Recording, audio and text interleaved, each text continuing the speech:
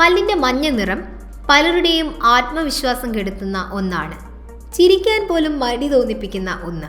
പല്ലിന് മഞ്ഞ നിറമുണ്ടാകുന്നതിന് പല കാരണങ്ങളുണ്ട്.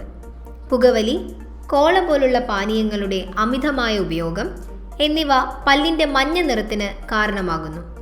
ഇവ മാറ്റാൻ സഹായിക്കുന്ന നിരവധി വീട്ടുവൈദ്യങ്ങളുണ്ട്. ഇതിനായി വേണ്ട സാധനങ്ങൾ എന്തൊക്കെയാണെന്ന് നോക്കാം.